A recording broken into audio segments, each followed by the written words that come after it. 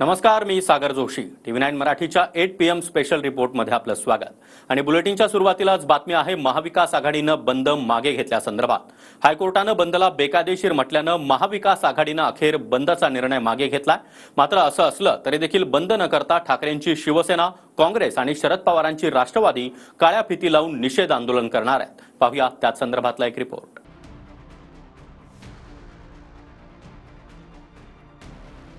तर उद्याचा बंद आम्ही मागे जरूर घेतो आहोत.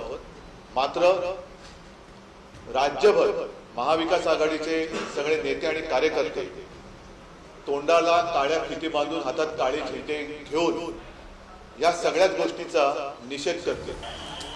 बदलापूर अत्याचार प्रकरणावरून महाविकास आघाडीनं बंद पुकारल्यानंतर हायकोर्टानं या बंदला नकार दिलाय. त्यानंतर शरद पवार यांच्यानंतर आता काँग्रेस आणि उद्धव ठाकरे यांनी देखील बंद मागे घेण्याचा निर्णय घेतला. मात्र हे तिन्ही पक्ष काळ्या फिती लावून निषेध आंदोलन करणार आहेत. ज्याप्रमाणे माननीय पवार साहेबांनी सुद्धा आवाहन केले की उद्याचा बंद मागे घ्यावा, तर उद्याचा बंद आम्ही मागे जरूर घेतो आहोत.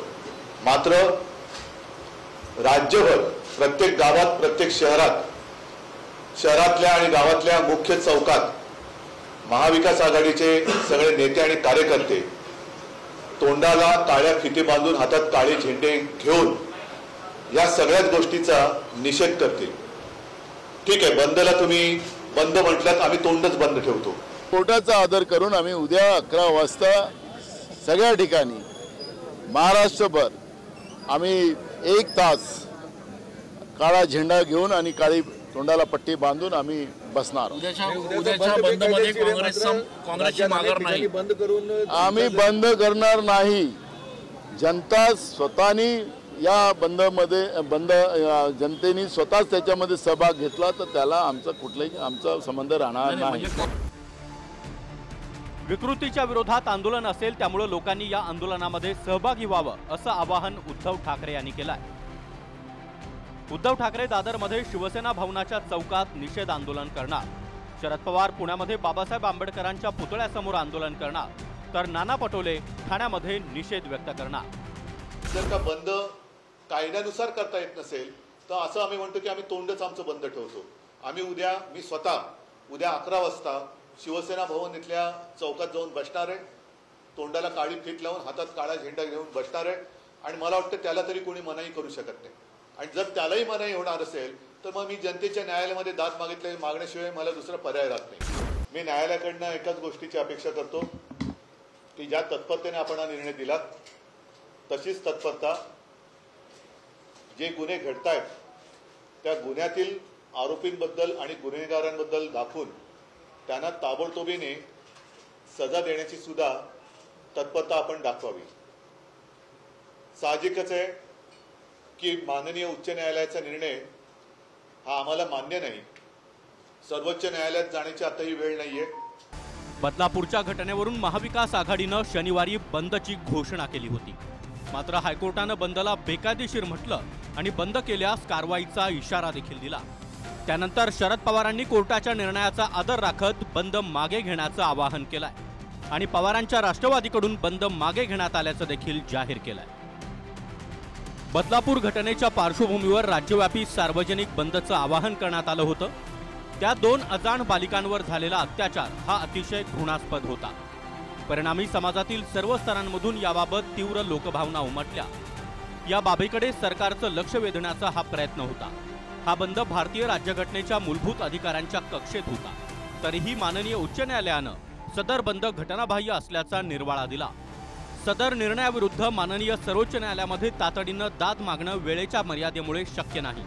भारतीय न्याय व्यवस्था संविधानात्मक संस्था असल्यानं संविधानाचा आदर राखून उद्याचा बंद मागे घ्यावा असं आवाहन करण्यात येत आहे. महाविकास आघाडीनं पुकारलेल्या बंदच्या विरोधात सदावर्ते हायकोर्टात गेले. त्यानंतर हायकोर्टानं बंदला बेकायदेशीर म्हटलं. बंद बेकायदेशीर आहे. कोणत्याही राजकीय पक्षाला बंद पुकारण्याची परवानगी नाही. जर कोणी बंद करण्याचा प्रयत्न करत असेल तर कायदेशीर कारवाई करणार. तर संजय राऊतांनी सदावर्तेंवरून फडणवीसांवर टीकास्त्र सोडलाय.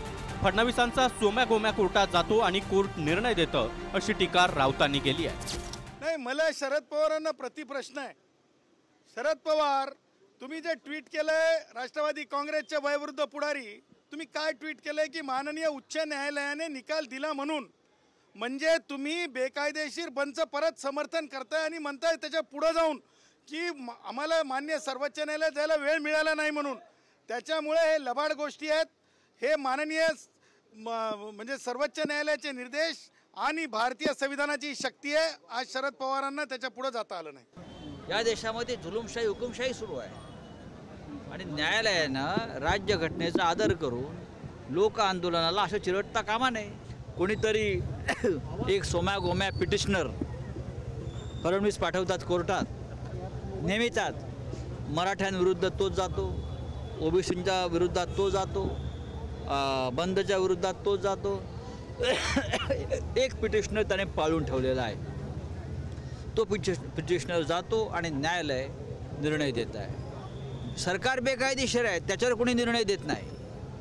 सरकार राज्यघटनेच्या विरुद्ध काम करते आहे त्याच्याविरुद्ध निर्णय देत नाही सुप्रीम कोर्ट. तर कोर्टाच्या निर्णयाची अंमलबजावणी सरकार करणार असं मुख्यमंत्री एकनाथ शिंदे यांनी म्हटलंय. यापूर्वी देखील न्यायालयाने अशा प्रकारच्या बंदबाबत निर्णय घेतले होते आणि दंडही लावले होते. त्यामुळे तरीसुद्धा विरोधी पक्ष बंद करण्याचा फार आग्रह धरला होता त्यांनी आणि या बंदमुळे सर्वसामान्य माणूसच शेवटी भरडला जातो आणि म्हणून कोर्टाने जो निर्णय दिलेला आहे त्याची अंमलबजावणी राज्य सरकार करेल एवढंच मी आपल्याला सांगितलं. न्यायालयानं बदलापूर घटनेची शिवमोठो दखल घेत जे काही भाष्य केलं काल सरकार आणि पोलिसांनी, आता ती चपराक सरकारला आणि मुख्यमंत्र्यांना नाहीये का? काल कोर्टाने जे थोबडवलं, हा थोबडवला हा शब्द मी मुद्दाहून वापरला, तो मुख्यमंत्र्यांना आणि सरकारलाच केले ना. न्यायालयाच्या निर्णयाचा सगळ्यांनी आदरच केला पाहिजे. आज न्यायालयाने अतिशय स्पष्ट भूमिका घेतल्यामुळे त्यांनी जर तो बंद परत घेतला असेल तर ही योग्य भूमिका आहे, कारण शेवटी न्यायालयाचा सन्मान हा सगळ्यात महत्त्वाचा आहे. शनिवारी दुपारी 2 वाजेपर्यंत बंद असेल असं आवाहन आधी उद्धव ठाकरे यांनी केलं होतं. पोलिसांनी दादागिरी करू नये, सरकारनं बंदचा फज्जा उडवू नये, नाहीतर जनता निवडणुकीमध्ये तुमचा फज्जा उडवेल असा इशाराच उद्धव ठाकरे यांनी दिला होता. उद्याच्या बंदच्या आड पोलिसांची दादागिरी होऊ देऊ नका, बंदचा फज्जा उडवण्याचा प्रयत्न करू नका, तर 2-3 महिन्यानंतर जनता तुमचा फज्जा उडवल्याशिवाय राहणार नाही. महाविकास आघाडीच्या बैठकीनंतर बंदची घोषणा आधी पटोलेंनी केली होती. त्यानंतर सलग 2 दिवस उद्धव ठाकरेंनी पत्रकार परिषद घेतली. कोर्टाच्या निर्णयानंतर देखील संजय राऊतांनी 100% बंद होणार असं म्हटलंय. मात्र शरद पवारांच्या एका ट्विटनं महाविकास आघाडीचा निर्णय फिरलाय. Bureau report, TV9 Marathi.